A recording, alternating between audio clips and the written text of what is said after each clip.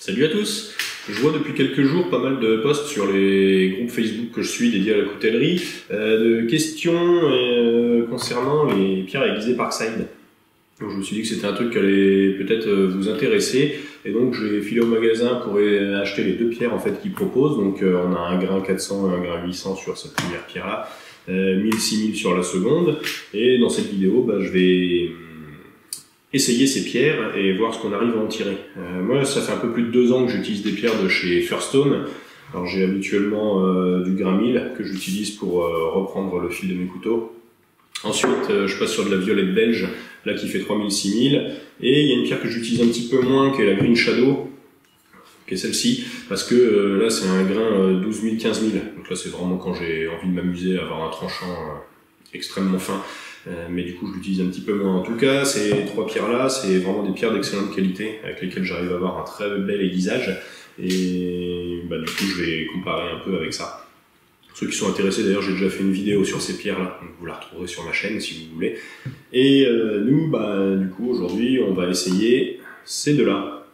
Alors pour essayer ça, je vais utiliser mes 2 couteaux que j'utilise quasiment tous les jours. On a un acier en C130 sur celui-ci, ça c'est de l'XC75.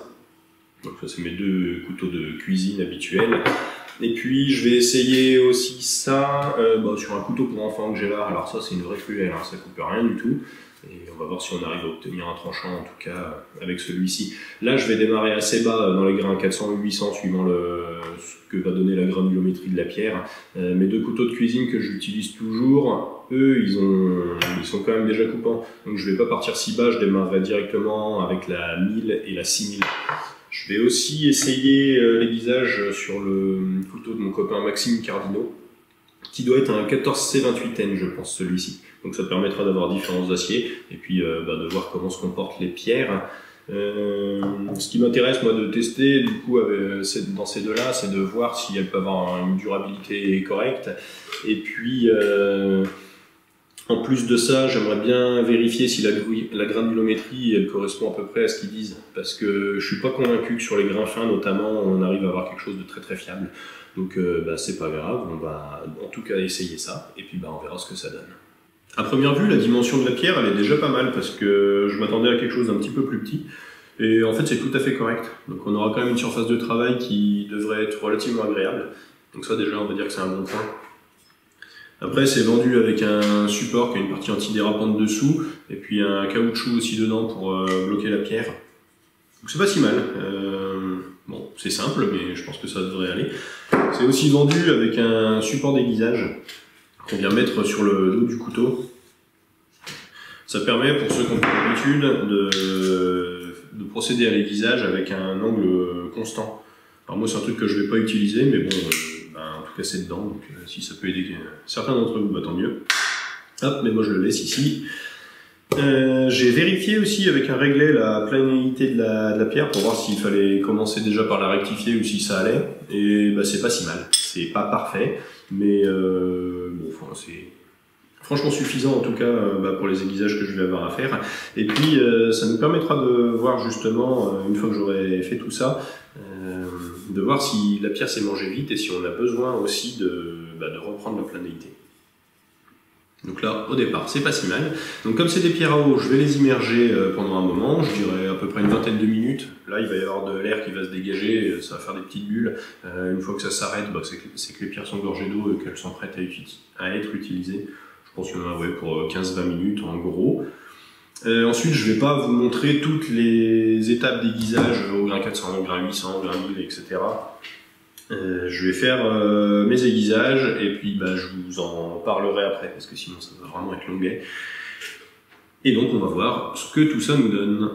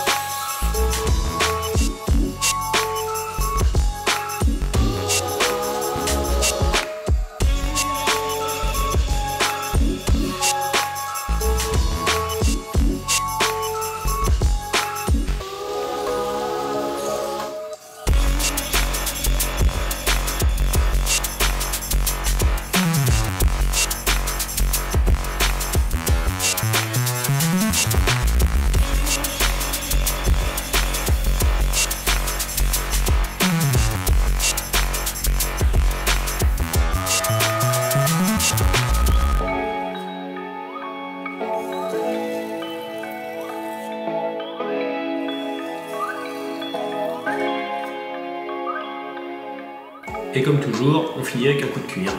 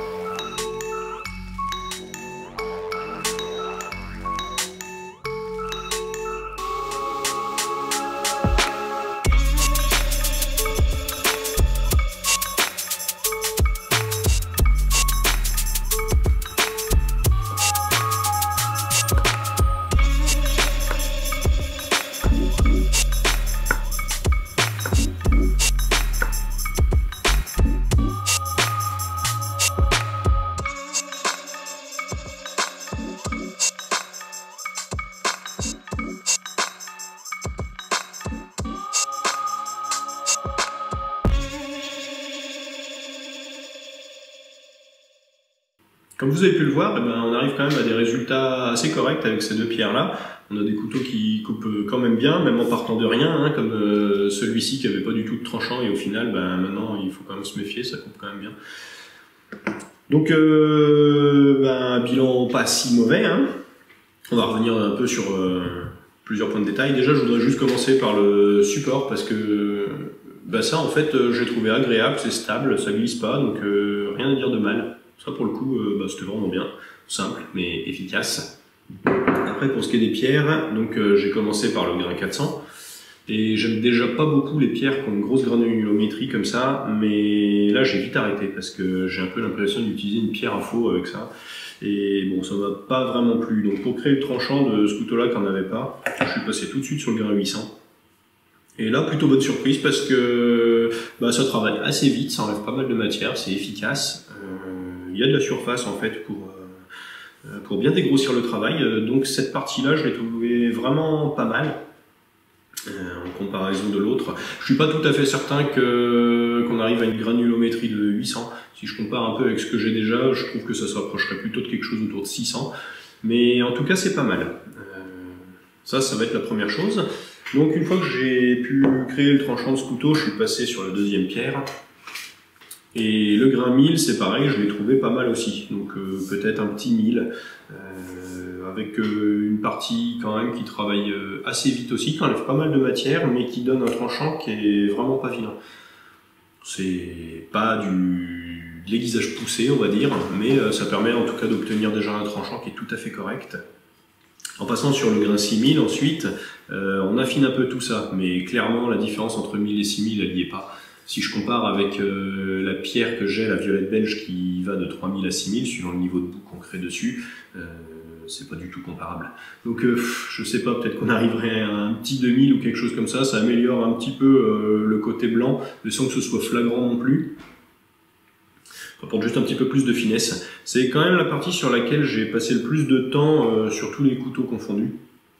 Et l'ayant du coup plus utilisé que les autres, j'ai mis quand même un coup de réglet pour vérifier la planéité de tout ça, et je constate qu'elle est déjà légèrement creusée. Alors c'est pas grand chose, mais en même temps j'ai fait que 4 couteaux aussi, donc c'est des pierres je pense qui vont demander à être redressées quand même assez régulièrement. Si je compare à nouveau avec celles que j'ai de chez Firestone, en 2 ans de temps je les ai redressées qu'une seule fois. Donc je pense que c'est quand même vraiment loin d'être comparable. Après, en termes de prix, c'est sûr que là, on a 2 pierres pour 25 € en gros, et je pense que c'est plutôt imbattable, quelles que soient les pierres qu'on recherche. Donc tout n'est pas forcément super exploitable. Là on a 4 faces et au final, comme je vous disais, la 400 moi je l'utiliserai plus. La 800 et la 1000, c'est les deux qui pour moi valent le plus le coup. Donc c'est pas si mal, de toute façon comme vous avez vu on arrive quand même à quelque chose de correct.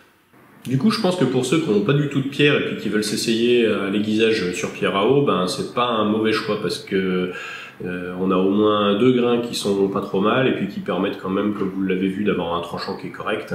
Après, pour ceux qui vont vouloir aller vers une granulométrie plus fine, notamment avec la pierre 1000-6000, là pour le coup, je pense que c'est pas un bon choix parce que même à 6000, vous avez vu qu'il y a peu de différence avec la 1000. Et puis, ça laisse quand même encore pas mal de stries, je trouve, sur le fil du couteau. Donc, c'est pas très très fin. Et à ce compte-là, je pense que le mieux, c'est de contacter Nicolas chez Firstone qui vous aiguillera vers des pierres beaucoup plus efficaces, en tout cas qui correspondront à des grains beaucoup plus précis que ce qu'on avait ici.